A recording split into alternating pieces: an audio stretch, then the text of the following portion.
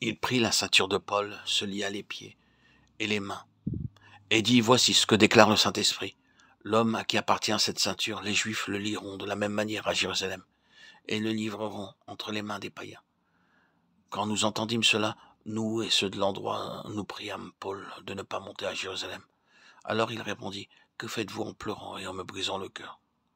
Je suis prêt non seulement à être lié, mais encore à mourir à Jérusalem pour le nom du Seigneur Jésus. Comme il ne se laissait pas persuader, nous n'insistâmes pas et nous dîmes que la volonté du Seigneur se fasse. Actes 21, 11, 14. L'apôtre Paul avait entendu Dieu lui parler à propos d'un voyage à Jérusalem. Il n'avait pas de doute à ce sujet. En cours de route, un homme nommé Agabus prit la ceinture de Paul et se lia les pieds et les mains, disant, ainsi parle le Saint-Esprit. L'homme à qui appartient cette ceinture, les Juifs le lieront de la même manière à Jérusalem. Ayant entendu cela, les compagnons de Paul se mirent à protester, disant, s'il te plaît, n'y va pas, nous avons tellement besoin de toi.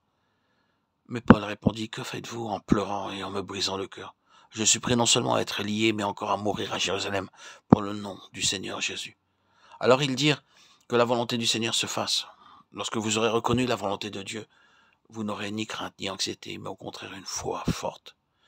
Il vous prendra en charge avec tous vos besoins pour tout ce qui vous concerne.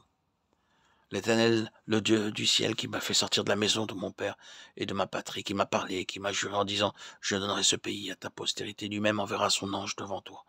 Et c'est de là que tu prendras une femme pour mon fils. Si la femme ne veut pas te suivre, tu seras dégagé de ce serment que je t'ai fait faire. Seulement, tu n'y mèneras pas mon fils. » Le serviteur mit sa main sous la cuisse d'Abraham, son seigneur, et lui jura d'observer ces choses. Le serviteur prit 10 chameaux parmi les chameaux de son seigneur, et il partit, ayant à sa disposition tous les biens de son seigneur. Il se leva et alla en Mésopotamie, à la ville de Nahor. Il fit reposer les chameaux sur leurs genoux hors de la ville, près d'un puits, au temps du soir, au temps où sortent celles qui vont puiser de l'eau. Mais il dit, « Éternel Dieu de mon Seigneur, Abraham, fais-moi, je te prie, rencontrer aujourd'hui ce que je désire, et use de bonté envers mon Seigneur. Abraham, voici je me tiens près de la source d'eau, et les filles des gens de la ville vont sortir pour puiser de l'eau. Que la jeune fille à laquelle je dirai, perche ta cruche, je te prie, pour que je boive, et qui répondra, bois, et je donnerai aussi à boire à tes chameaux, soit celle que tu as destinée à ton serviteur Isaac. Et par là, je connaîtrai que tu uses de bonté envers mon Seigneur. » Genèse 24, 7, 14. C'est l'évidence à connaître pour la connaissance de la volonté de Dieu, c'est-à-dire un signe qui doit être accompli. Nous voyons ici le serviteur d'Abraham, Eliezer, qui fut envoyé pour trouver une épouse pour Isaac. Abraham avait prié et demandé à Dieu de diriger son serviteur vers la personne de son choix.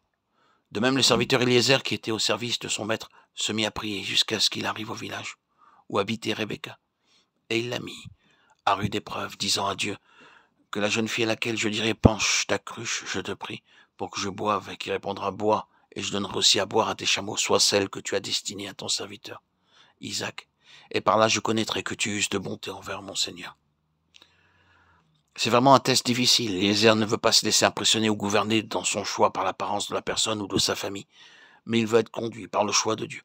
Ainsi, en relation avec nos besoins ou nos plans, nous pouvons aussi demander un signe, et nous pouvons attendre patiemment jusqu'à ce que ce signe soit accompli. Nous pouvons être facilement trompés ou éconduits par nos propres désirs qui peuvent être très forts. Mais pour nous garder dans sa parfaite volonté, Dieu nous conduit dans les choses qu'il connaît d'avance.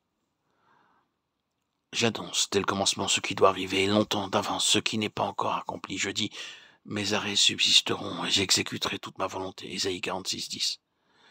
C'est donc pour nous une garantie, une sécurité de laisser Dieu prendre entièrement en charge nos projets, nos plans, nos intentions.